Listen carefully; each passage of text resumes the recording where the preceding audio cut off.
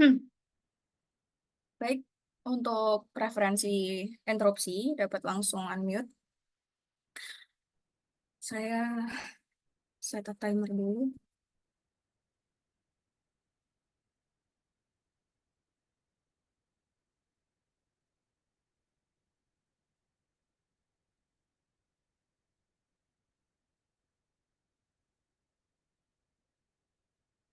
Oke, saya akan mulai.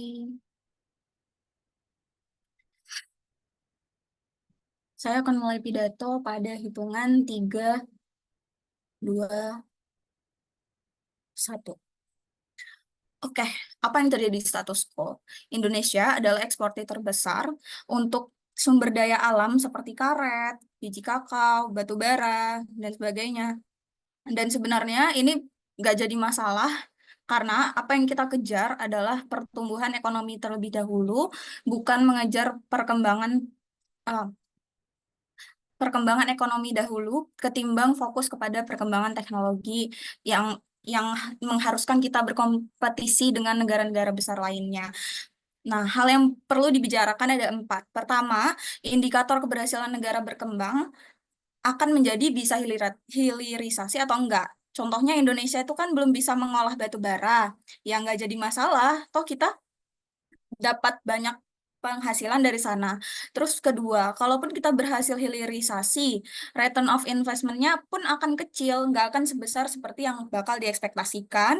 Dan hal ini juga yang bakal menjadi masalah in a long term, karena kita akan dalam jangka panjang akan menjadi masalah karena kita sudah terlanjur mengorbankan banyak hal, banyak energi ketimbang fokus kepada hal-hal mendasar di negara-negara berkembang yang perlu dikembangkan lebih dahulu, ketimbang fokus ke manufakturisasi. Terus ketiga, kalaupun modal kembali, mengapa keuntungan komunal pun nggak akan sebesar itu? Karena memang kita sebelum bisa fokus ke eh, um, return of investment di suatu manufaktur, kita perlu banyak percobaan dan kegagalan kan. Makanya pada akhirnya hal ini juga sangat resiko. Tapi kita juga perlu bahas yang keempat, isu lingkungan. Jika menguntungkan pun dan kita bisa berhasil di beberapa kasus, kita akan menjadi semakin eksploitatif. Kita bakal terus merusak lingkungan kita bakal banyak mengorbankan tanah, banyak mengorbankan udara yang bersih dan semacamnya. Makanya, kalaupun dikatakan kita masih punya potensi untuk hilirisasi, kita masih ada masalah dengan permodalan. Tapi kami sadar, oposisi akan bilang, oh investor banyak kok yang datang ke Indonesia, kan itu udah cukup bantuannya dan segala macam. Mereka harus membuktikan kenapa hal ini cukup dan akan menguntungkan. Karena kita sudah menghadapi juga, misalnya Apple datang ke Indonesia, toh mereka menolak untuk membangun manufaktur mereka di sini kan, karena memang mereka sadar kita itu belum siap dan kita harusnya fokus ke hal-hal mendasar lebih dahulu. Kemudian kita harus bahas apa sih masalahnya. Ada dua. Pertama, isu mendasar seperti pendidikan kita, akses kesehatan kita. Dua hal ini yang mendasari kenapa pada akhirnya itu nggak jadi masalah kalau kita masih ekspor barang-barang mentah ketimbang hilirisasi. UI. Karena apa yang sebentar ya, dua, kita juga harus bahas kenapa kita itu nggak punya basis untuk bersaing di kancah internasional. Kita bisa bawa data bahwa, oh, Apple, kenapa nolak investasi di Indonesia? Karena memang kita baru bisa memproduksi 2 komponen dari 79 komponen yang Apple mau. Beda dengan Vietnam dan India, yang sudah bisa sekitar 20%, 50% dari apa yang dibutuhkan Apple. Makanya UI. Apple mengkonsiderasikan apa? Mereka investasi dalam hal pendidikan, bukan Apple development. Dan hal ini yang perlu diperhatikan dari sisi pemerintah. Tapi sebelum itu, silahkan. Vietnam dan India itu negara maju atau negara berkembang? Kami nggak membahas masalah masalah itu. Tapi apa yang perlu kita bahas adalah bagaimana di Indonesia kita itu perlu sadar bahwa di negara-negara tetangga kita yang masih masih mencoba untuk membangun hilirisasi itu pun mereka sudah punya punya prasyarat kan, makanya sebelum kita ingin menjadi mereka, ingin menjadi India dan Vietnam, prasyarat itu yang harus kita capai. Kita nggak bilang siapa negara berkembang, siapa negara maju, tapi gimana caranya kita mau mau kompetisi kalau kita bahkan nggak punya prasyarat itu, ya kan? Makanya apa yang perlu kita perhatikan adalah kita eh, terakhir kita nggak mau negara kita dituntut gitu aja. Negara-negara berkembang dituntut gitu aja kayak oh ya udah kamu kan punya banyak natural sumber daya alam kan, kenapa nggak langsung dihilirisasi aja?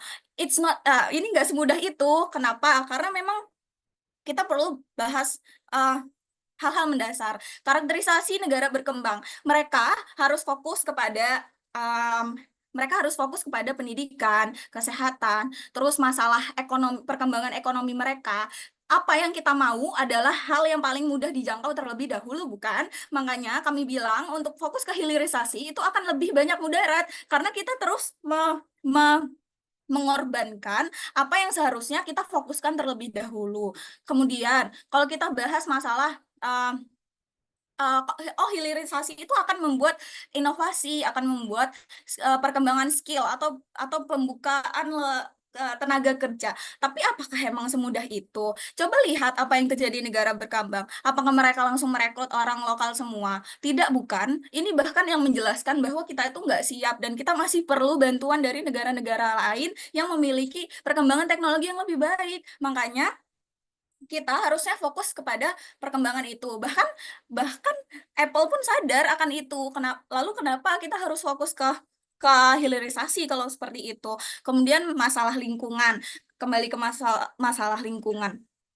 Kenapa ini bermasalah di negara berkembang? Kami sadar di negara berkembang karakterisasinya mereka masih kurang kurang akses pendidikan serta ekonomi kan. Makanya mereka harus mengorbankan terlebih dahulu apa itu sumber daya mereka, kemudian mereka fokus untuk membangun ekonomi mereka. Tapi kalau dipaksa untuk manufakturisasi, mereka juga harus dipaksa untuk berkontribusi untuk lingkungan kan. Hal ini yang akan menjadi berat sekali untuk mereka. Makanya kalaupun kita bahas tentang um, masalah perkembangan ekonomi kita secara global, kita belum bisa ke sana. Makanya it would be itu bakal baik banget kalau misal kita fokus ke mendasar dahulu. Mungkin oposisi bakal bawa masalah kenapa pada akhirnya hal ini akan persisten dan kita nggak akan berkembang pada akhirnya. Kami bilang ini progresif karena kita terus berkembang, terus belajar, terus melakukan transfer ilmu terhadap apa yang perlu kita kembangkan sebagai negara berkembang untuk menjadi negara maju, maka itu kami dukung mosi pada hari ini.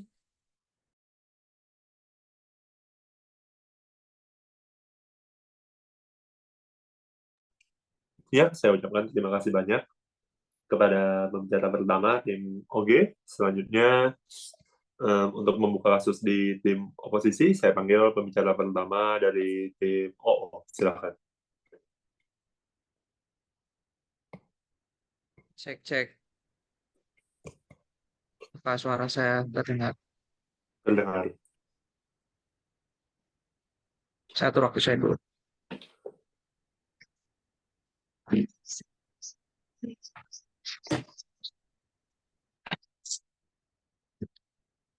Saya akan mulai pidato saya dalam 3, 2, 1.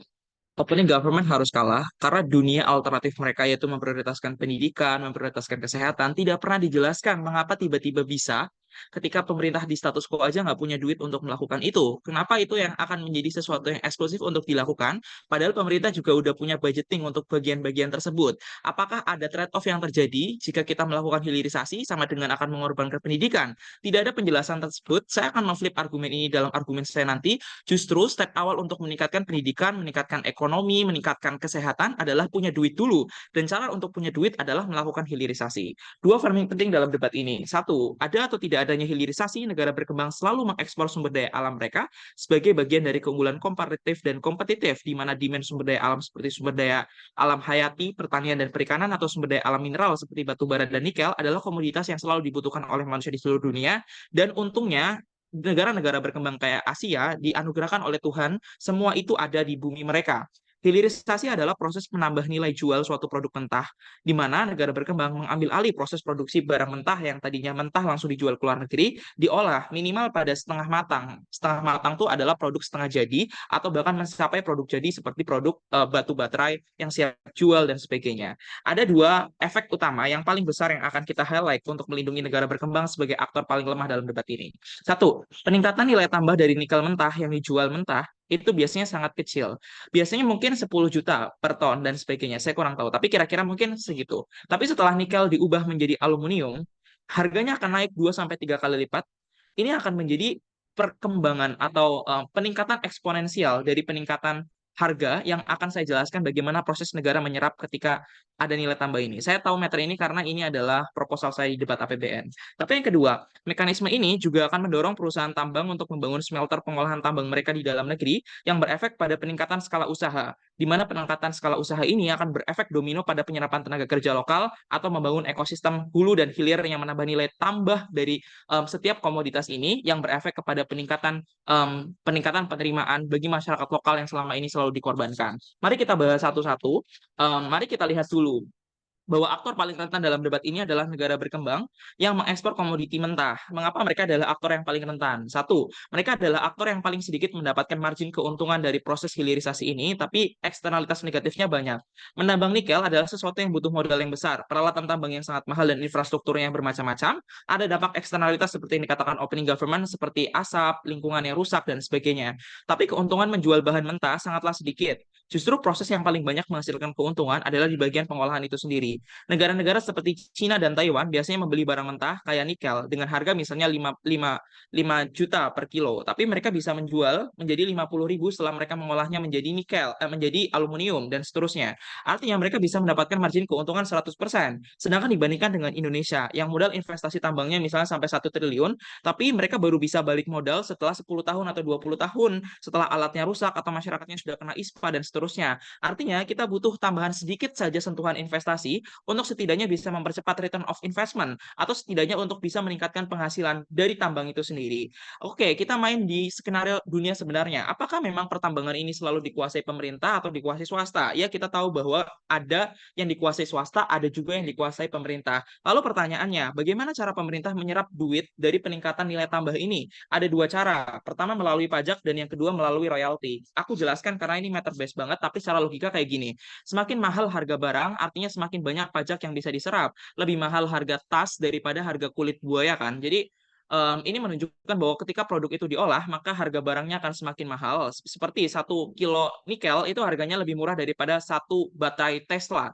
Akibatnya, ketika harga barang makin mahal, maka margin keuntungan yang bisa ditarik dari pemerintah itu semakin besar dari perusahaan-perusahaan swasta ini. Begitu juga konsep yang sama pada royalti. Pertanyaannya, uang pajak ini untuk apa? Satu, mengembangkan teknologi yang ramah lingkungan, menjawab kekhawatiran opening government tentang bagaimana teknologi ramah lingkungan atau bagaimana cara mengatasi masalah lingkungan. Di dunia opening government tidak ada duit untuk mengatasi ini karena semua uangnya habis. Karena keuntungannya kecil, pemerintah tidak punya uang untuk melakukan peningkatan terhadap masalah lingkungan atau memberikan kompensasi kepada masyarakat lokal yang terkena eksternalitas lingkungan dari perusahaan tambang yang selama ini tidak bisa diberikan oleh opening government karena uangnya sedikit, marginnya kecil, tidak ada uang untuk kompensasi ini. Atau ketiga, melakukan berbagai upaya yang diinginkan oleh opening government seperti upaya pendidikan, upaya kesehatan, dan lain sebagainya. Semakin banyak mendapatkan pajak dari hilirisasi, dari semua komoditas yang ada, artinya kita punya semakin besar APBN yang bisa dialokasikan untuk hal-hal lain. Artinya kita akan menambah lebih banyak uang yang bisa digunakan untuk mengatasi atau menjelaskan keinginan dunia opening government. Jadi dunia opening government telah kita jelaskan justru hanya bisa tercapai ketika Anda melakukan hilirisasi.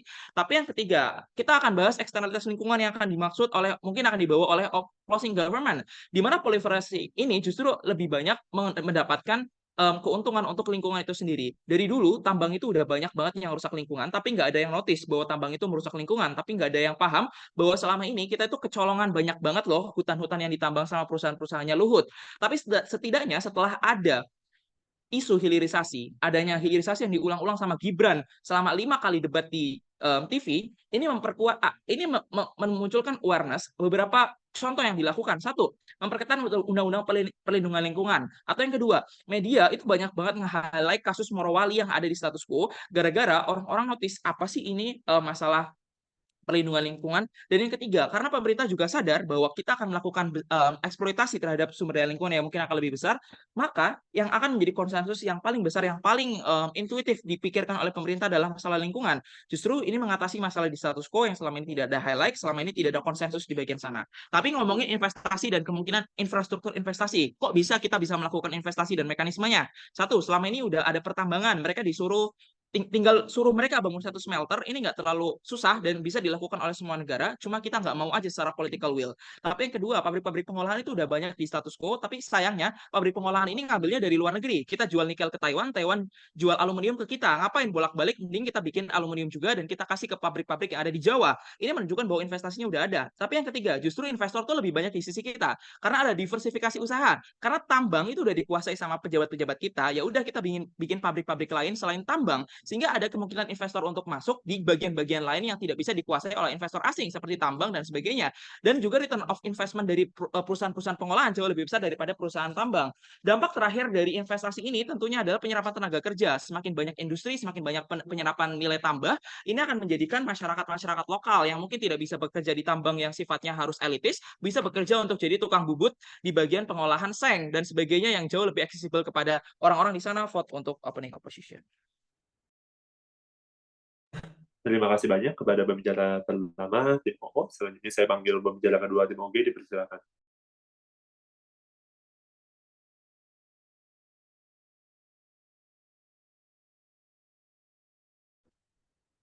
Hai, suara saya terdengar jelas. Jelas. Oke, sebentar ya. Interupsi nanti tolong di unmute, tapi tolong jangan di spam karena mengganggu. Kalau misalkan suaranya putus-putus, tolong dikabarin karena di sini sedang hujan, jadi jaringannya dari tadi agak putus-putus. Pidato akan saya mulai dalam 5, 4, 3, 2, dan 1.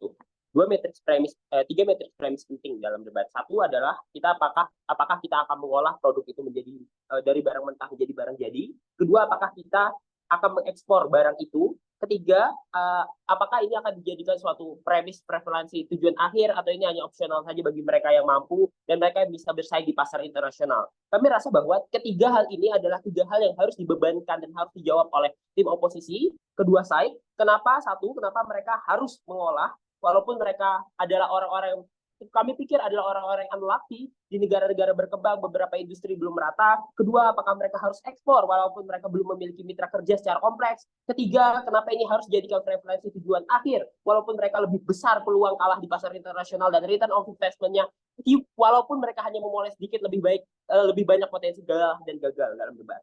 Satu respon penting buat opening oposisi. Mereka bilang bahwa prasyarat untuk menjadi negara maju untuk memperbaiki isu lingkungan, kesehatan, dan lain-lain adalah banyak duit. Dan satu-satunya cara banyak duit adalah bisa ekspor ke negara lain dengan barang jadi misalkan. Kami merasa bahwa tim opening oposisi itu sangat amat mulia Dewan Juri. Mereka merasakan bahwa semua pengusaha yang sudah berhasil mendapatkan banyak sekali keuntungan dari hal ini akan secara semerta-merta meluangkan isu lingkungan, meluangkan banyak keuntungan untuk lingkungan dan kesehatan. Kami merasa bahwa mereka tidak akan semulia itu. Ada 3 alasan. Satu, kami merasa bahwa ada pragmatis isu yang selalu ada bagi diri mereka karena mereka selalu ingin keuntungan sebanyak-banyaknya.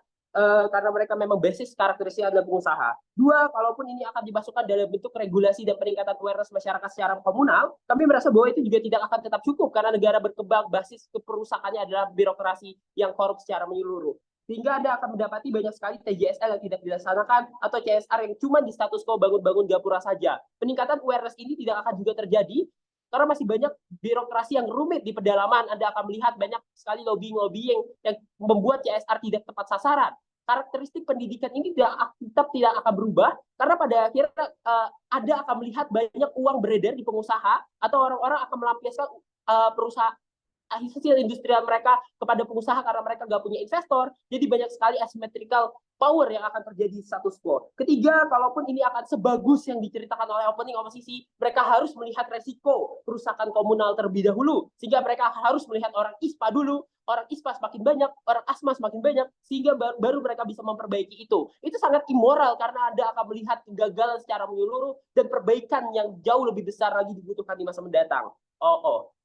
Sekarang mari masuk ke beberapa isu pendalaman yang akan saya jelaskan. Dua hal. Satu, kenapa ini unlikely terjadi karena kita masih negara berkembang yang penuh dengan hambatan struktural. Ada 5 analisis setidaknya. Satu, tentang unlock atau ketidakberuntungan edukasi. Karakteristik negara berkembang adalah negara daerah yang penuh dengan kondisi pertimbangan kelemahan pendidikan, sehingga tuntutan negara berkembang untuk menuntut warga negaranya untuk tujuan akhir ekspor adalah sesuatu yang sangat jahat dan immoral. Ada belum pernah mengajarkan skill-skill bagaimana mengelola produk dari kelapa misalkan diolah menjadi produk olahan, atau ada pisang dan lain-lain. Sementara Anda masih melihat orang sulit untuk menghitung dan membaca di negara-negara berkembang pedalaman misalkan.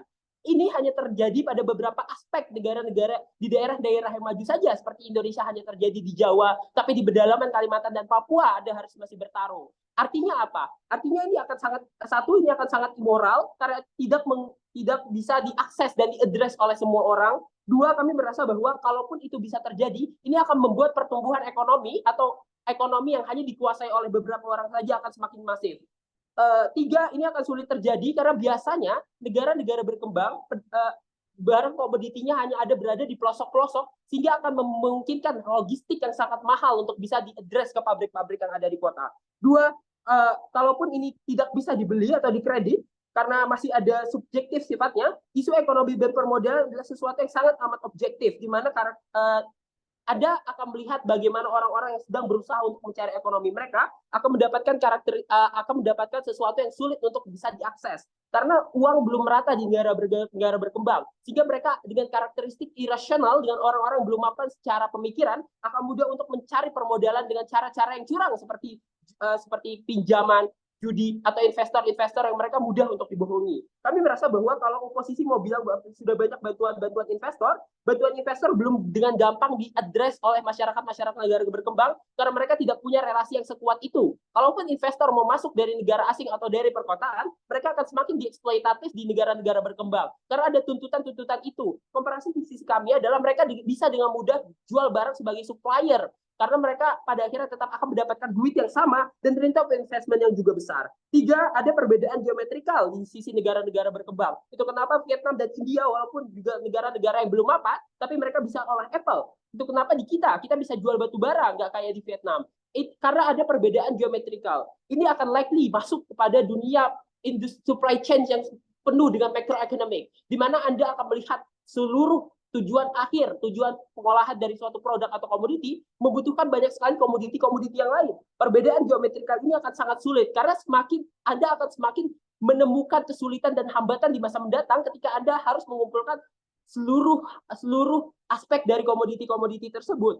Sementara di negara berkembang tidak semuanya memiliki permodalan dan kemampuan skill yang mumpuni. Keempat adalah bagaimana Anda akan sulit untuk mendapatkan Anda akan semakin dimonopoli pasar karena seluruh argumen ini akan membuat Anda akan dimonopoli pasar. Satu, akan ada potensi tuntutan eksploitasi terhadap risiko kegagalan net yang besar. Ketika Anda kesulitan untuk mencari supply chain, maka Anda akan menyuplai itu kepada komoditi lokal karena Anda nggak bisa langsung ekspor. Otomatis Anda akan mengumpulkan semua pabrik. Contoh misalkan di dalam ekspor udang, Anda harus mengumpulkan itu ke Jawa misalkan. Di Jawa baru dikumpulkan satu Indonesia. Artinya ini akan dieksploitasi oleh pengusaha besar yang bisa mengolah itu keluar. Mengolah itu jadi baru boleh keluar. Resiko kegagalan net yang besar itu ada dua. Satu, Anda akan melihat orang-orang yang tanpa modal akan semakin dieksploitasi dan dimonopoli. Kedua adalah orang-orang yang memaksa keadaan untuk bisa ekspor akan membuat resiko kegagalan net yang besar lagi.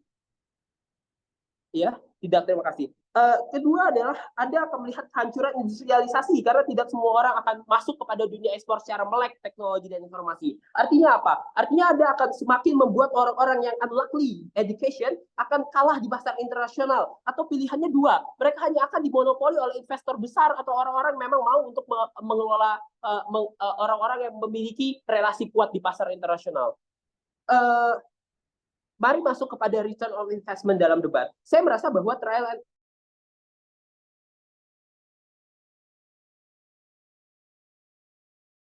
semakin limited karena Anda harus melakukan trial and error terus untuk bahan uji coba tanpa harus membuat batu bara misalkan harus langsung dijual langsung dapat duit. Harus ada pengujian terlebih dahulu terus menerus dan lagi misalkan. Kedua adalah Anda akan semakin membuat komparasi terhadap pendanaan industrial strategi di negara-negara berkembang akan semakin shadowing karena mereka akan fokus pada tujuan akhir ekspor Anda, bukan bergantung pada industrial strategi apa yang semakin bisa dikembangkan. Karena referensi utama komoditi mereka harus bisa dibuat. Tujuan akhirnya adalah diolah kemudian dijual di pasar internasional. Terima kasih. Ya, terima kasih banyak kepada pembicara kedua OG. Diingatkan kembali untuk tetap memperhatikan waktu pidatonya. Karena durasi pidato maksimal adalah 7 menit 20 detik. Ya, tanpa menunggu lebih lama lagi untuk menutup debat di tim pembuka, saya panggil pembicara kedua, tim OO. Silakan. Oke. Misal ada POI di raise hand aja.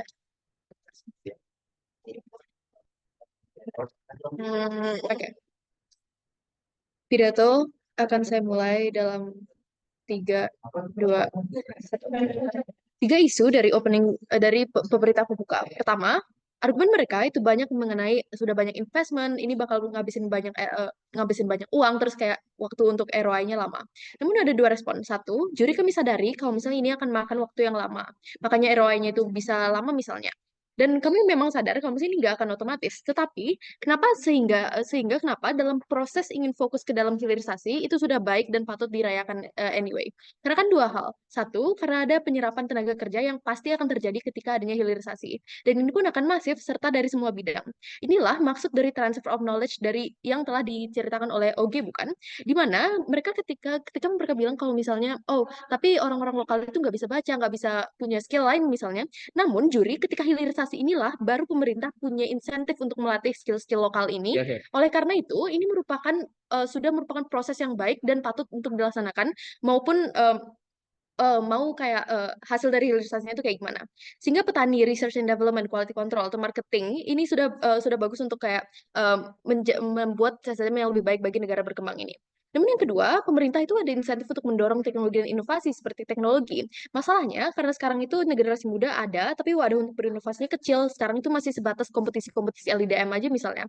Sekecil-kecilnya inovasi ini, kami rasa ini tetap patut didukung atau tetap patut dianggap sebagai manfaat dikarenakan negara berkembang itu keberlanjutannya bergantung pada mereka sehingga proses organik untuk SDM yang lebih bagus ini merupakan suatu manfaat dan juga eksklusif benefit yang hanya akan terjadi di sisi mereka. Sisi kami. Ketika respon mereka itu cuman bilang, emangnya bisa memberdayakan sumber lokal. Tapi mereka nggak pernah jelasin kenapa step by step itu mereka nggak bisa. Dan kami sudah secara komparatif menjelaskan kenapa hal itu bisa. Namun respon kedua, juri, possibilities kemandirian yang terjadi di sisi kita itu sudah bagus banget. Karena sadari komparasinya adalah dependensi pada negara lain yang pasti tak akan terjadi di dalam sisi mereka. Dan itu merupakan hal yang buruk dikarenakan kondisi negara lain itu merupakan hal-hal yang sangat fluktuatif seperti hal-hal seperti inflasi atau masalah internal seperti housing bubble misalnya. Sehingga kami rasa tidak baik anyway dalam sisi mereka untuk terus berlanjut dependensi kepada negara-negara lain karena negara lain itu tidak bisa dibergantungkan. Padahal kami berargumen bahwa sekarang adalah momentum yang tepat untuk negara berkembang itu mulai berinovasi dan juga hilirisasi. Ini karena apa? Karena sekarang itu negara maju itu kebutuhannya semakin banyak seperti populasi dan juga modernisasi yang berarti kebutuhan mereka semakin banyak. Sehingga negara-negara seperti Amerika ataupun Eropa itu sekarang itu udah mulai mau investasi ke negara-negara berkembang untuk tujuan dari pemenuhan kebutuhan inilah. Inilah momentum yang tepat bagi negara berkembang untuk mulai hilirisasi dan mulai mengambil kesempatan untuk menjadi mandiri dan juga membuat negara maju itu mungkin akan bergantung pada kita untuk kebutuhan-kebutuhan mereka. Sehingga kami rasa ini merupakan hal yang baik. Kemudian yang kedua, mereka katakan kalau misalnya, tapi masih banyak masalah seperti pendidikan, kesehatan, dan lain sebagainya.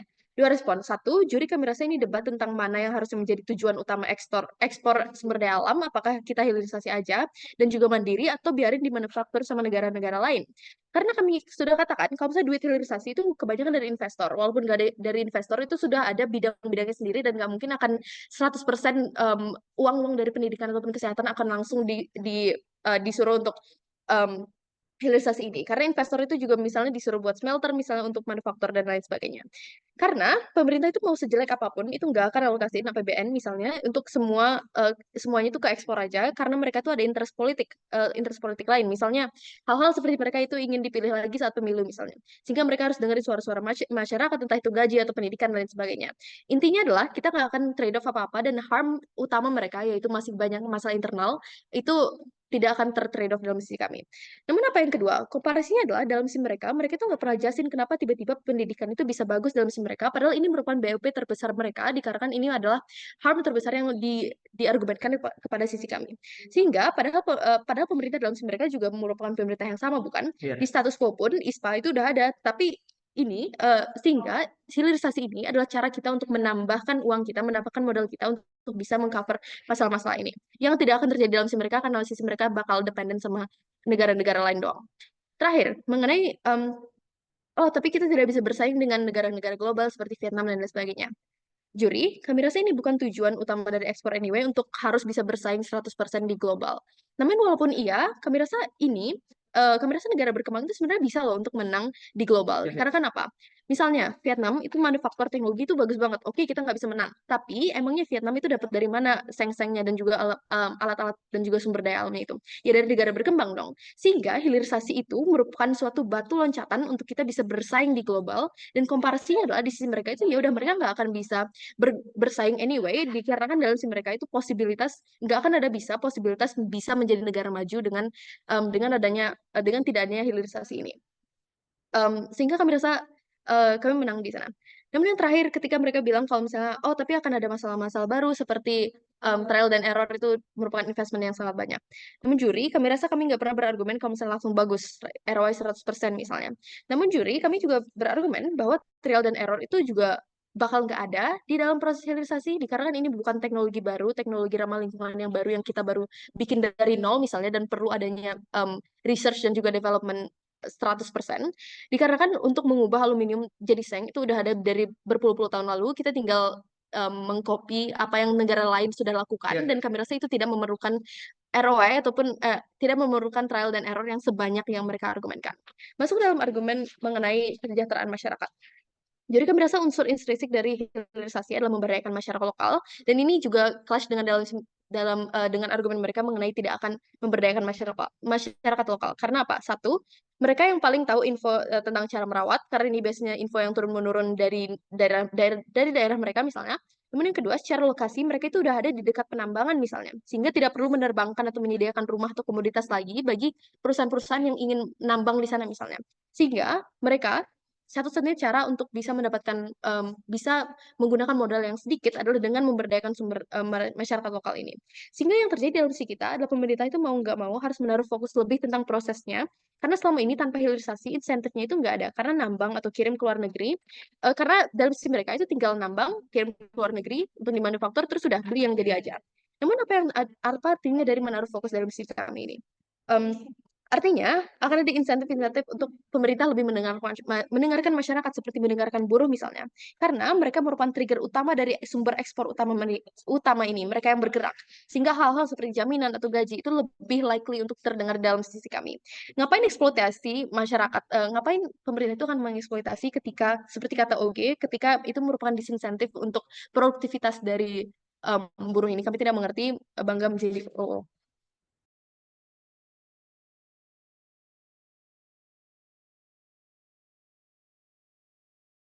Ya, terima kasih banyak kepada pembicara kedua, tim OO. Untuk membuka debat di tim penutup, saya panggil pembicara pertama, tim CG. Dipersilakan.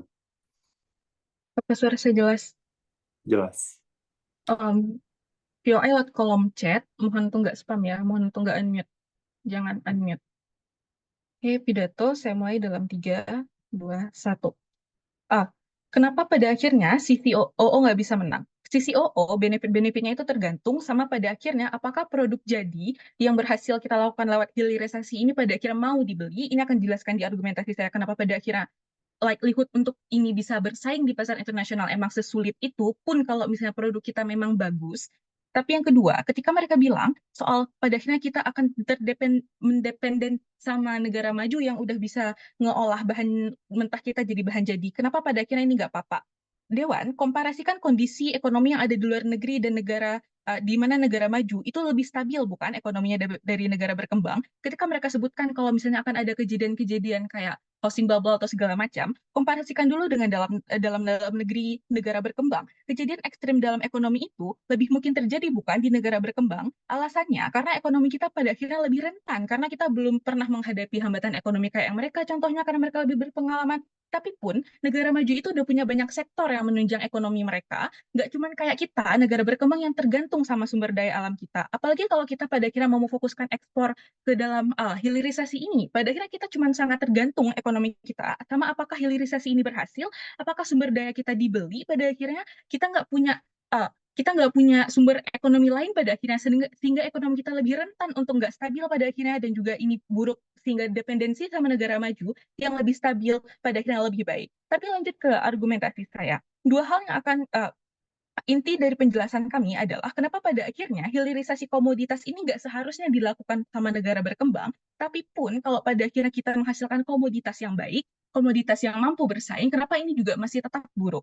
Dewan, apa kelebihan dari negara berkembang? Konteksnya, negara berkembang itu adalah negara yang punya sumber daya alam. Sadari kalau kayak negara Indonesia, kita sangat bergantung sama sumber daya alam kita untuk bisa dijual karena negara lain banyak nggak punya sebanyak kita, bukan? Ini satu-satunya kelebihan komparatif kita dari negara maju karena kita punya banyak mentah yang berlimpah, tapi pada akhirnya kita nggak mampu olah ini, bukan? Tapi apa alasan kita nggak mampu melakukan hilirisasi pada awalnya? Karena teknologi kita kurang canggih, exactly karena kita nggak bisa kembangkan sendiri, karena kita nggak punya sumber daya manusia yang berkualitas dan juga berpendidikan. Tapi pun kalau kamu mau teknologi canggih, kamu pada akhirnya harus impor, karena untuk riset sendiri ini butuh waktu yang lama, dan juga ya kamu pasti akan ketinggalan dibandingkan negara maju yang juga melakukan riset bersamaan dengan kamu. Tapi pun kalau mau teknologi canggih, kamu harus impor. Impor itu mahal, di mana negara yang punya hak cipta teknologi pengolahan ini juga nggak akan kasih teknologinya ke kita dengan harga murah pada akhirnya. Kita harus korbankan banyak hal. Nggak cuman itu, kenapa pada akhirnya ini semahal itu untuk melakukan hilirisasi? Ini karena pengambilan sadari dulu kalau pengambilan sumber daya alam ini simetris. Jadi di dua sisi juga sumber daya alam itu udah diambil. Setidaknya dampak lingkungan di kita itu akan lebih sedikit kalau kita nggak hilirisasi. Sadarilah kalau di mereka dampak lingkungan itu lebih besar. Alasannya dua. Satu, karena untuk membeli teknologi yang nggak cuma bisa menghasilkan produk jadi yang bagus, tapi juga ramah lingkungan itu harganya mahal. Tapi kedua, pada akhirnya pengolahan limbah ini akan sulit dilakukan. Sadari kalau pengolahan limbah itu adalah suatu sistem yang kompleks dan butuh koordinasi dari pemerintah yang menyeluruh. Sadari kalau misalnya kamu bangun di suatu tempat, kamu gak cuma harus ngomong sama pemerintah pusat aja, pada akhirnya kamu harus komunikasi sama pemerintah daerah. Antara pemerintah pusat dan pemerintah daerah di negara berkembang sering terjadi miskomunikasi pada akhirnya, karena kita emang belum sestabil itu negaranya secara politik. Artinya apa? Artinya kalau kamu pada akhirnya nggak mampu beli teknologi ramah lingkungan ini, pun ekonomi kamu berhasil, lingkungan kamu itu udah jelek. Tapi kenapa ini seburuk itu? Karena pada jangka panjang, lingkungan kamu itu pada akhirnya akan jauh lebih buruk di sisi oposisi. Tapi selanjutnya, kenapa pada akhirnya, kalaupun kita bisa bisa mendapatkan teknologi, pada akhirnya itu kita tetap kalah saing. Kalaupun kita pakai teknologi yang seadanya, misalnya kita nggak pakai teknologi paling maju yang ada di dunia saat ini, artinya ini nggak akan seefisien itu. Ini buruk karena artinya kita nggak bisa produksi secara besar-besaran dengan asumsi kualitas kita bersaing. Artinya, walaupun kita bisa menghasilkan hal ini, banyaknya produk yang bisa kita ekspor juga nggak akan sebanyak itu. Tapi pakai teknologi yang mahal, ini tergantung lagi sama negara mana yang mau kerjasama ekonomi dengan kita. Ini pada akhirnya kita bergantung sekali sama hubungan internasional, bukan? Tapi selanjutnya, kenapa pun banyak yang mau kerjasama ekonomi, tapi gimana pada akhirnya cara produksi sumber daya alam yang mentah ini, sumber daya alam ini bisa masuk ke pasar internasional. Sadari kalau kebutuhan pasar internasional, kebutuhan dari negara-negara maju, dari perusahaan-perusahaan yang ada di negara-negara maju misalnya adalah bahan mentah. Exactly karena negara maju itu mereka itu udah pada bisa olah sendiri. Pun negara ataupun perusahaan internasional itu mereka itu udah punya banyak kerjasama ekonomi. Karena mereka udah punya banyak kerjasama ekonomi ini, artinya hubungan internasional itu akan jadi kunci lain dari keberhasilan hilirisasi kamu. Artinya kalau misalnya kamu itu mau menjual produk kamu, harus ada orang yang mau beli produk kamu, bukan? Sedangkan orang-orang yang mau beli ini udah punya kerjasama ekonomi sama negara lain. Komparasinya jadi, apakah mereka mau membeli produk kamu padahal mereka udah punya uh, produsen sebelumnya? Pada akhirnya sadari kalau satu-satunya hal yang mereka bisa beli dari kamu adalah sumber daya alam kamu, dan sedangkan sama negara lain misalnya, lain misalnya mereka udah punya kerjasama yang lebih kompleks, nggak cuma di sumber daya alam misalnya, di hal pendidikan misalnya, di hal keamanan misalnya, kalau mereka punya kerjasama regional. Tapi kenapa memenuhi demand ini penting? Penting untuk kamu negara berkembang masuk ke dalam pasar yang udah pasti ada konsumennya. Di pasar barang jadi, pesaing internasional itu udah banyak. Di mana prasyarat negara berkembang ini berhasil adalah dia punya negara yang mau beli. Bukan oleh karena itu ini lebih sulit bagi kamu untuk bisa masuk ke pasar internasional. Tapi kenapapun banyak yang mau kerjasama ekonomi atau beli ekspor kamu itu tetap buruk bagi kamu. Kalaupun produk jadi kamu dibeli, misalnya kamu bisa dibeli bahan semikonduktornya, ini bikin kamu tergantung sama negara yang beli itu. Dan ini tergantung sama apakah di kemudian hari ada negara lain yang bisa saingi kamu. Contohnya ketika tiba-tiba pemerintah Cina itu bisa mengintervensi dan bikin baterai EV itu lebih murah, pada akhirnya dia mengalahkan saingannya. Hamnya apa? Kamu itu nggak cuma harus bikin produk jadi yang bagus misalnya. Kamu juga harus bisa mempertahankan kualitas kamu jangka panjang, dan juga kamu bisa harus memastikan kalau harga dari produk jadi kamu itu bersaing di internasional, harga produk kamu tetap murah, karena kamu juga semua prasyarat ini adalah produk kamu dibeli, bukan pada akhirnya. Kalau kamu nggak dibeli, pada akhirnya seluruh investasi pemerintah untuk hilirisasi komoditas ini jadi nol, deltanya jadi nol pada akhirnya. Ini sangat gambling dan nggak baik untuk negara berkembang. Ya, CG. Terima kasih banyak kepada pembicara pertama tim CG. Selanjutnya untuk membuka kasus di tim CO, saya panggil pembicara pertama CO. Silakan.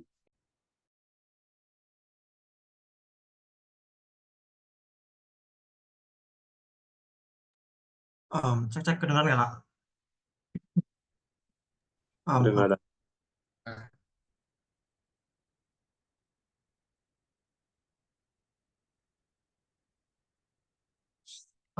Bentar, mau September dulu. Sama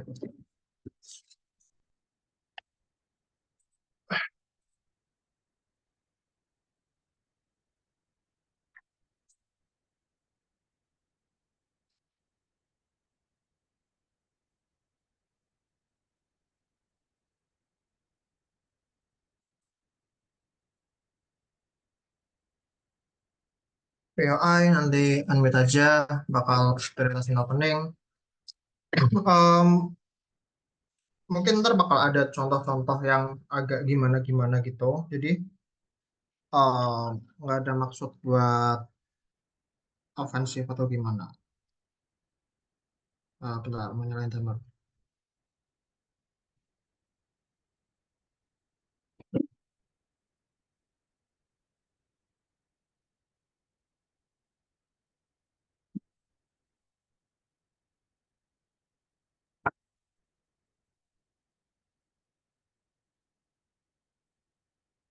Mulai pidato dalam 3, 2, 1. 3 tim yang udah pidato itu gagal memenuhi tujuan MOSI karena tujuannya itu dua hal. Satu, itu MOSI-nya perbandingan mudarat dan manfaat. Jadi mereka harus menerima adanya dua hal tersebut, ada manfaat dan ada mudaratnya. Tapi kalau harus engage, mana yang bakal lebih dominan? Apakah dampak baiknya atau dampak buruknya? 3 tim yang bicara, mereka nggak pernah ngomongin komparasinya itu bakal seperti apa. Ngomongin bakal ada dampak baik yang banyak. Pemerintah ngomongin bakal ada dampak buruk yang banyak dan lain sebagainya. Tapi kedua yang diomongin adalah prevalensinya, bukan hilirisasinya. Berarti harus ada link back. Gimana sih prevalensinya itu bakal berdampak ke masyarakat, respon ke internasional, dan lain sebagainya. Yang mereka omongin di atas adalah, hilirisasi baik atau enggak, dan lain sebagainya. Mereka udah kalah. Tapi mari kita bahas satu-satu. Tim pemerintah, jadiin satu aja, soalnya kasus mereka cukup derif. Satu, kasus mereka itu sirkumstansial. Mereka ngomongin, Pak, di Indonesia saja dan lain sebagainya. Bahkan mereka ngasih example, kita nggak bakal bisa bersaing dengan Vietnam dan lain sebagainya. Enggak kayak gitu. Kalau di Indonesia gagal, bukan berarti di negara-negara berkembang lain bakal gagal. Buktinya Vietnam aja investasinya bisa kenceng banget di pembangunan sepatu dan lain sebagainya. Kalau negara kayak India yang akhirnya mereka bisa bangun pabrik baterai sendiri atau pengolahan batu bara dan lain sebagainya. India ekonominya cukup upper hand. Tapi kedua, daripada membuktikan dampak buruknya bakal seperti apa, mereka justru bakal jelasin, negara-negara berkembang nggak punya kapasitas dan lain sebagainya. Kasus mereka itu udah aneh dari awal.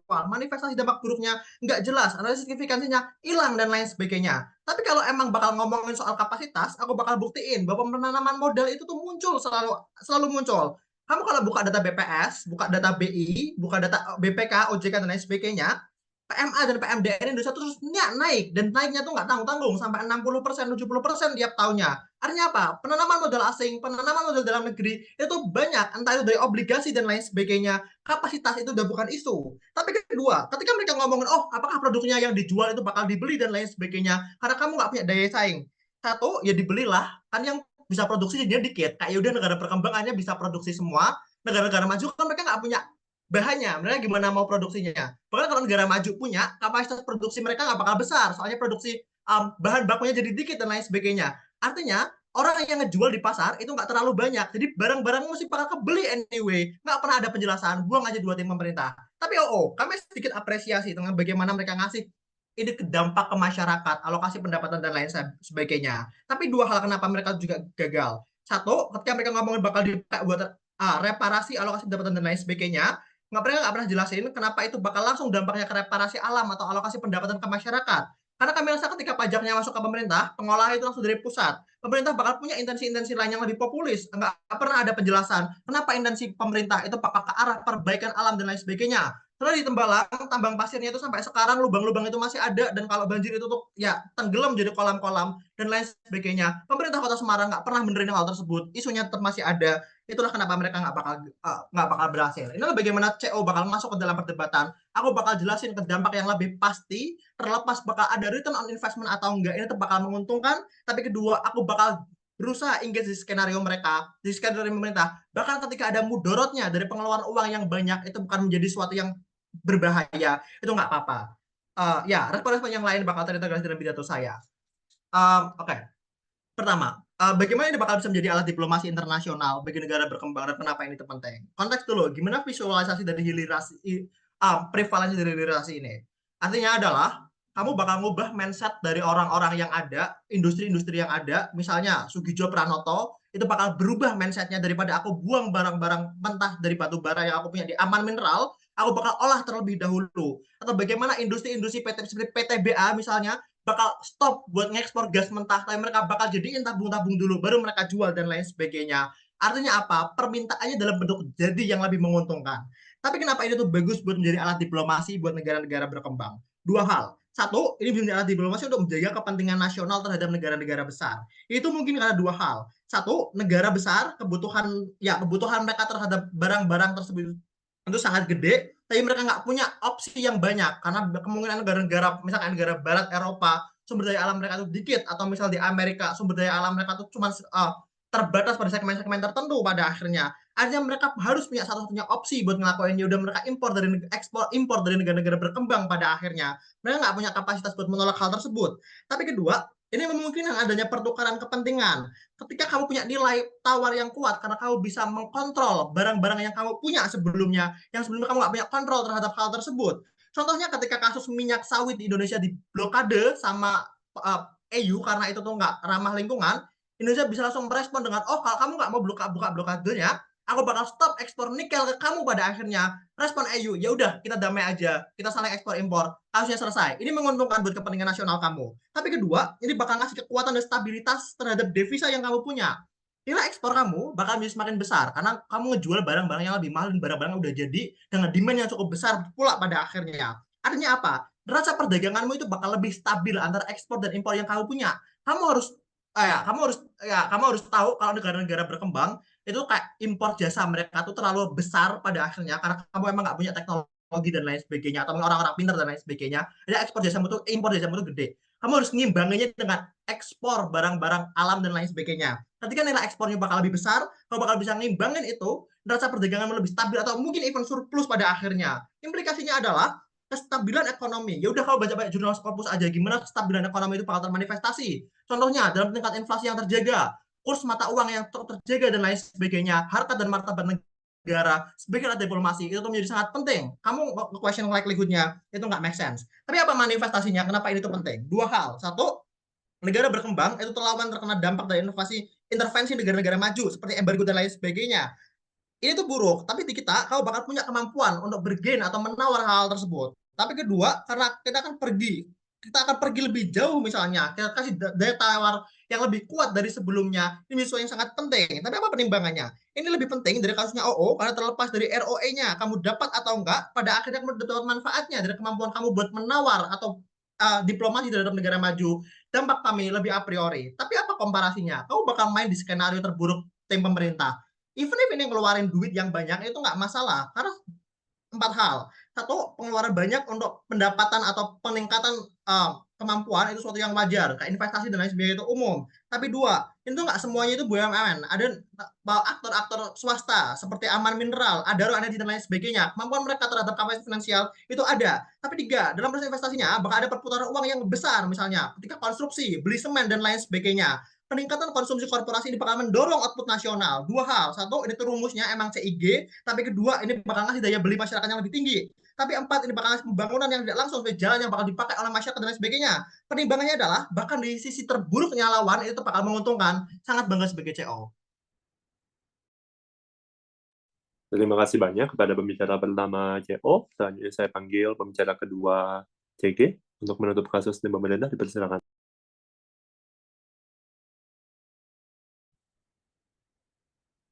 Halo, apakah suara saya terdengar jelas? Jelas. Oke, 10 detik saya timer.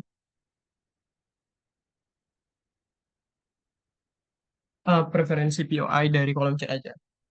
Pidato akan saya mulai dalam 3, 2, 1. Kami rasa penjelasan CO terkait dengan bagaimana kemudian ya orang-orang akan beli barang kamu simply karena misalkan ketika negara-negara maju udah nggak punya pasokan lagi karena nggak ada lagi yang akan mempasok hal-hal yang mentah, itu merupakan penjelasan yang sangat simpel dan disimplifikasi oleh mereka. Kami respon ini dengan 2 hal kenapa likelihood ini akan tetap terjadi di sisi kami. Satu, kami rasa kontrak internasional terkait dengan impor ekspor itu akan biasanya dalam jangka waktu yang panjang, misal dalam waktu kurun puluhan tahun misalkan. Artinya apa? Di sisi kamu, pada masa-masa transisi pun ini akan sangat sulit karena pada akhirnya pada masa transisi kamu harus bersaing dengan negara-negara besar yang dari awal udah punya kontrak, misalkan dengan negara-negara yang memasok bahan mentah mereka, sehingga pada akhirnya ini akan tetap menjadi konsiderasi di sisi kamu. Kenapa manifestasi benefit kamu nggak akan terjadi, bukan? Tapi yang kedua, kami rasa negara-negara besar kayak Cina itu akan tetap pada akhirnya dominasi, bukan? Karena mereka itu udah ada hegemoni karena eksploitasi negara lain, misalkan tambang di Afrika dan lain sebagainya. Oleh sebab itu, kami rasa negara-negara yang pada akhirnya negara-negara besar pada akhirnya akan tetap settle pada pasar mereka. Jadi pada skenario terburuk, kamu juga harus pada akhirnya melawan Cina ataupun ya melawan negara-negara besar yang udah ada di status quo hegemoni mereka dan lain sebagainya. Oleh sebab itu kami rasa kasus kami akan tetap berjalan, gimana misalkan persaingan pasar akan sangat sulit untuk kamu, bukan? Tapi apa yang dibawakan oleh OO ke debat ini? Satu, kami rasa debat ini bukan tentang bagaimana ketika OO bilang ini akan sangat berhasil, buka lapangan kerja dan lain sebagainya. Ini debat evaluasi, artinya kamu harus melihat bahwa apakah udara di status quo itu bisa termitigasi atau manfaat di sisi kamu sebenarnya punya alternatif lain. Ketika kami bisa jelasin itu, kami menang. Tapi ketika mereka bilang bahwa margin keuntungan besar di sisi mereka itu bisa dilakukan untuk misalkan mereparasi kerusakan lingkungan yang terjadi. Kami rasa simply ini nggak benar karena di status quo kompensasi atau uang yang didapat di status quo ketika melakukan penambangan atau dan lain sebagainya itu justru nggak pernah dialokasikan oleh pemerintah ke dalam perbaikan lingkungan di status quo, bukan? Kalaupun ada ini akan sangat-sangat sedikit, bahkan nggak bisa nggak bisa mereparasi masalah yang terjadi. Justru uangnya biasanya akan diputar lagi ke dalam investasi lain misalkan atau akan diberikan misalkan ke dana dan lain. Oleh sebab itu, kami rasa harm terhadap kerusakan lingkungan di sisi kami itu akan terjadi di sisi mereka, bukan? Karena harm ini nggak akan bisa mereka bantah pada akhirnya. Tapi yang kedua, benefit terkait dengan penerimaan tenaga kerja yang masif dan lain sebagainya, ini pun pada akhirnya punya alternatif lain di status quo. Daripada ketika kamu melakukan penerimaan tenaga kerja yang besar, tapi kamu harus punya trade-off ke lingkungan atau punya trade-off investasi yang nggak pasti, artinya justru lebih buruk. Karena di status quo banyak alternatif. Misal kamu bisa buka penerimaan tenaga kerja di bidang pelayanan atau usaha mikro yang udah diinvestasikan di status quo dari awal, bukan? Artinya manfaat di sisi mereka pada akhirnya nggak eksklusif dan punya alternatif lain yang bahkan justru lebih baik dan nggak harus trade off apapun. 2, ekstensi. 1, bagaimana pada akhirnya di dunia internasional ini akan sangat buruk pada kamu. Tapi yang kedua, terkait dengan dampak lingkungan yang nggak pernah bisa dibantah oleh sisi ya oposisi. Saingan di internasional itu juga cukup mendominasi, bukan, di banyak komoditas tertentu. Misal seperti sektor migas yang udah jadi atau yang nggak mentah, seperti yang udah diproduksi oleh Qatar atau misalkan Rusia. Kami rasa negara-negara ini yang sedari awal udah mempersiapkan dan mendominasi pasar akan tetap mendominasi pasar petrokimia yang mereka hasilkan, bukan? Ini pada akhirnya menjadi prasyarat argumen return investment di sisi OG juga, karena ya, return investment itu hanya akan bisa terjadi ketika kamu bisa mengalahkan negara-negara ini. Tapi kami rasa akan lebih baik di sisi kami, karena ketika kamu bicara tentang pasar bahan mentah, misalkan seperti komoditas batubara dan lain sebagainya, Indonesia itu udah dominasi pasar-pasar tersebut di global. Misal udah diimpor oleh Jepang dan India dan lain sebagainya. Ketimbangannya apa? Pada akhirnya kepastian pasar internasional itu pada akhirnya justru ada di sisi kami. Di sisi mereka harmnya adalah pasar internasional juga nggak akan bisa sepasti itu di sisi mereka. Kami rasa ya, tapi masuk ke dalam hal yang kedua, sekalipun di sisi mereka mungkin akan terjadi um, produksi besar-besaran atau uang kembali besar-besaran. Tapi kenapa pada akhirnya itu merupakan suatu hal yang buruk juga? Dua alasan. Satu, kamu harus konsiderasi kalau negara berkembang punya regulasi yang sangat buruk terkait lingkungannya atau misal terkait sektor pertambangan ataupun hal-hal yang udah menguntungkan mereka, karena mereka merasa bahwa ini merupakan sumber kehidupan mereka, maka mereka nggak akan terlalu ketat untuk misalkan meregulasi hal tersebut supaya cuannya tetap ada. Karena sekalipun di skenario terbaik ini akan terjadi, produksi barang yang akan terjadi di status quo itu sangat buruk. Misal di status quo itu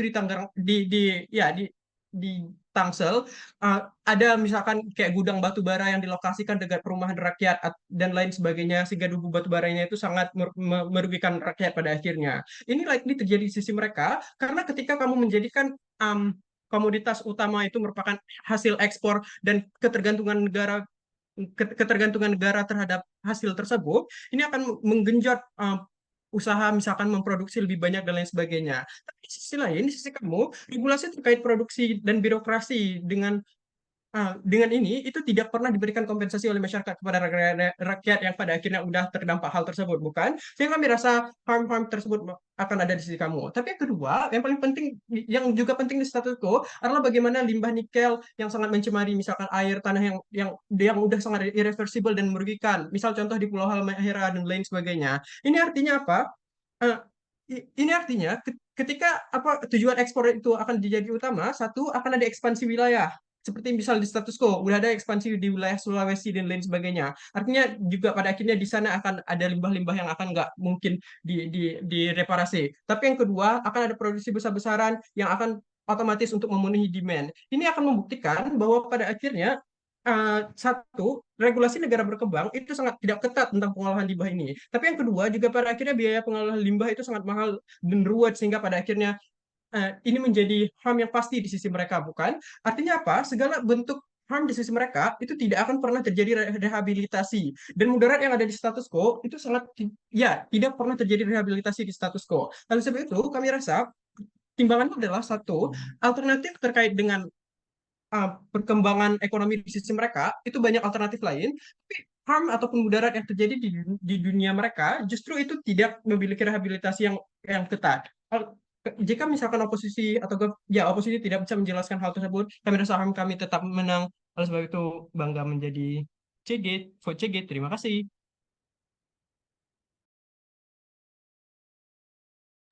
Terima kasih banyak saya ucapkan untuk pembicara kedua CG. Ya, untuk menutup kasus oposisi sekaligus menutup debat, saya panggil pembicara kedua CO, dipersilakan. Apa suara terdengar dengan jelas? Jelas. Oke, kalau misalkan putus-putus atau misalkan kurang jelas nanti silahkan langsung di stop saja. Dan untuk referensi instruksi silahkan raise hand.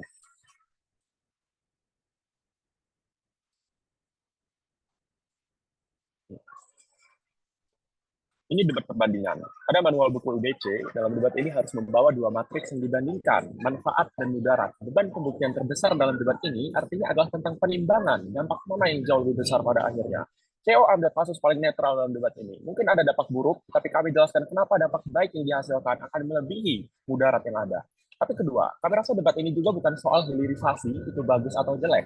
Debat ini soal prevalensi, itu perlu terjadi atau tidak. Kenapa harus ada prevalensi? 3 hal. Pertama, ini terkait insentif. Selama bentuk prevalensi ini, insentifnya sama sekali tidak akan ada. Pandangan kalau ekspor bahan mentah itu lebih baik karena nggak perlu repot-repot produksi dan sebagainya akan tetap hadir selama prevalensinya tidak ada pada hilirisasi itu sendiri. Tapi kedua, terkait pola kebijakan, bentuk prevalensi ini akan menarik atensi dari pembuat kebijakan karena tidak hanya 1 atau 2 industri saja yang melakukan hilirisasi, tapi ada banyak industri yang melakukan hilirisasi. Dampaknya apa? Dampaknya adalah bentuk kebijakan struktural akan tercipta. Contohnya pelarangan ekspor biji nikel di Indonesia itu bisa terjadi karena ada prevalensi terhadap hilirisasi biji nikel misalkan, atau bentuk kebijakan lain yang mengakomodasi isu-isu yang timbul dari hilirisasi yang terjadi secara masif, seperti misalkan penetapan AMDAL dari pencemaran lingkungan yang terjadi dan sebagainya. Ini semua terjadi ketika prevalensi hilirisasi yang masif akan hadir.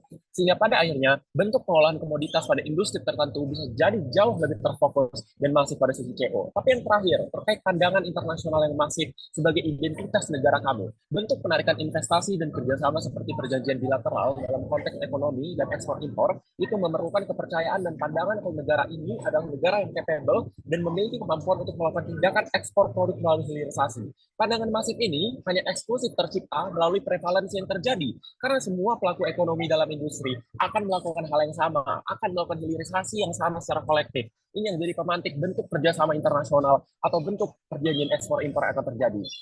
Analisis ini frame out seluruh argumentasi proposisi yang bilang kalau manfaat hilirisasi akan bisa mereka dapatkan tanpa adanya prevalensi atau kekhawatiran tentang bagaimana hilirisasi juga akan mendapatkan return of investment dan lain sebagainya. Tapi komparasi dari setiap tim yang ada dalam debat ini, mari kita bahas oposisi pembuka terlebih dahulu. Mereka bawa soal bahan jadi atau setengah jadi ini akan jauh lebih menguntungkan karena mereka lebih mahal dan memberikan margin keuntungan yang jauh lebih tinggi. Ada 2 respon. A, permasalahan utama OO itu adalah 1, kasus mereka fokus menjelaskan kenapa hilirisasi itu bagus, bukan ke bagaimana prevalensi ini terjadi dan akan berdampak baik. Kedua, kenapa analisis ini penting? Hilirisasi itu bisa terjadi di 2 sisi, baik sisi oposisi maupun sisi proposisi. Bedanya adalah ada prevalensi atau enggak, terjadi secara masif atau enggak, dan lain sebagainya. Artinya apa? Selama OO tidak memenuhi beban pembuktian utama dalam debat ini terkait kenapa prevalensinya harus terjadi, seluruh manfaat mereka akan simetris terjadi di sisi proposisi juga. Karena proposisi juga bisa hilirisasi, walaupun mungkin nggak semasif itu pada akhirnya. Mungkin 1 atau 2 industri, atau 1 atau 2 komoditas saja yang terjadi, tapi benefit akan tetap ada. Kasus bilang bisa sama sekali tidak penting. Makanya CG bisa bilang, kalau produk hilirisasinya mungkin nggak bakal bisa laku, selama analisis prevalensi nggak ada, kasus mereka nggak bisa berdiri. Tapi ketiga, di CO bagaimana? Beban pembuktian terkait prevalensi ini akan sepenuhnya terjawab. Seluruh manfaat CO akan terjadi secara eksklusif selama prevalensinya hadir di bawah sisi oposisi. Tapi B, komparasi dengan CO. 1, bentuk prevalensi akan termanifestasi jadi apa? Jadi bentuk yang masif, artinya hilirisasi tidak hanya akan terjadi pada komoditas tertentu, melainkan secara menyeluruh dan kolektif. Kedua, dengan demikian, manfaat yang telah dijelaskan dari awal dari member terkait insentif, pembentukan pola kebijakan, pandangan internasional yang masif, ini pun akan terjadi. Artinya apa? Ini yang akan naikin posisi tawar kamu atau bargaining position kamu di internasional misalnya, yang menjawab seluruh kekhawatiran CG dalam debat ini. Tapi ketiga, artinya di CO kita menjawab seluruh beban pembuktian yang dilempar sama proposisi. 1, bentuk perhatian dan ketertarikan dari investor atau pembeli karena industri kita jadi masif buat hilirisasi, kayak Malaysia dengan hilirisasi kelapa sawit yang bisa bikin petrokimia misalkan, makanya Petronas di Malaysia itu masih bisa jadi gede sekali dan sebagainya. Tapi yang kedua, pola kebijakan yang dibentuk juga akan berbanding lurus dengan permintaan masif yang tercipta karena adanya prevalensi dan hilirisasi industri. Beda sama analisis OO yang bilang kalau kita bakal dapat duitnya, di kita dalam bentuk prevalensi yang akan menghadirkan insentif karena bentuk perhatian yang masif akan tercipta. Tapi kita bahas 2 tim proposisi. Pertama terkait pemerintah pembuka. Mereka bilang ada banyak mudarat terkait return of investment yang kecil, fokusnya terbagi-bagi, isu lingkungan, dan sebagainya. 2 respon. A, OG, ini kontradiktif dari menit pertama. Mereka bilang negara berkembang nggak bisa fokus dan nggak capable. Tapi mereka juga bawa contoh Vietnam, India, Malaysia yang berhasil narik investasi. Masalahnya adalah 1, 3 negara itu adalah negara berkembang. Fakta bahwa mereka berhasil ya berarti negara berkembang tetap capable pada akhirnya. Kedua, ini bukan debat yang sempit yang fokus bahas Indonesia doang. Debat ini luas. Indonesia, kalau misalkan Indonesia gagal narik Apple ke negaranya, bukan berarti negara berkembang nggak capable. Karena buktinya Malaysia juga berhasil buat dapetin return of investment dari Apple misalkan. Karena mereka juga sama-sama negara berkembang pada akhirnya. Di 3, CO jelasin kenapa prevalensi ini adalah satu-satunya solusi buat mendapatkan seluruh manfaat yang mereka jelaskan. Tapi B, terkait mudarat yang mereka bawa.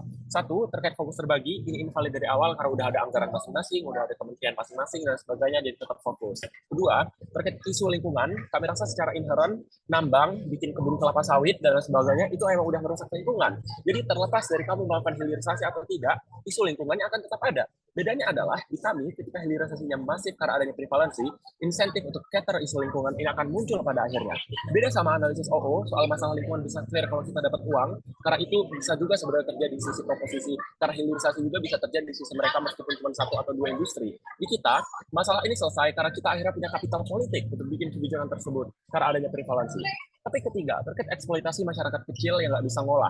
Logika OG ini salah. Bagaimana hilirisasi terjadi? Penambang biji nikel, petani kelapa sawit, dan sebagainya, kalau mereka nggak punya skill atau kemampuan untuk mengolah bahan mentah tersebut jadi produk jadi, mereka akan tetap dapat keuntungan karena bahan mentahnya dijual ke pengelola dalam negeri. Mereka dapat duit dari sana, baru perusahaan manufaktur atau produsen produk yang akan bikin produk jadinya akan jual atau ekspor ke luar negeri. Ini sebenarnya logika yang simpel terkait bagaimana rantai pasok atau supply chain itu bekerja.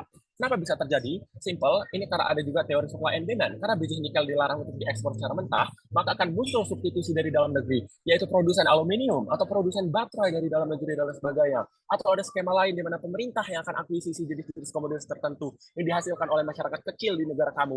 Masyarakatnya akan tetap untung di sisi mereka. Tapi terakhir terkait CG, mereka bahasannya sebenarnya deriv, tapi yang baru adalah terkait keterbatasan teknologi dan gak efisien. 2 respon. A, ini gak relevan. Kita sekali lagi bahas soal rantai pasokan dan supply chain.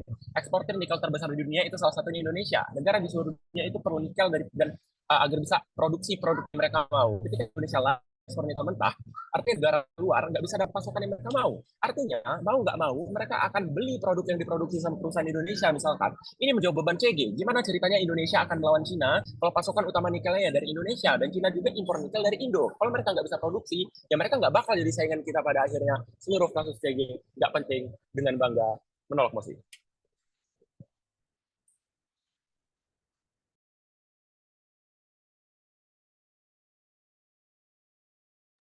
Terima kasih banyak kepada pembicara kedua tim CO, sekaligus terima kasih banyak kepada seluruh pendebat telah memberikan usaha terbaiknya dalam debat ini. Ya, maka dari itu mungkin teman-teman bisa menunggu hasilnya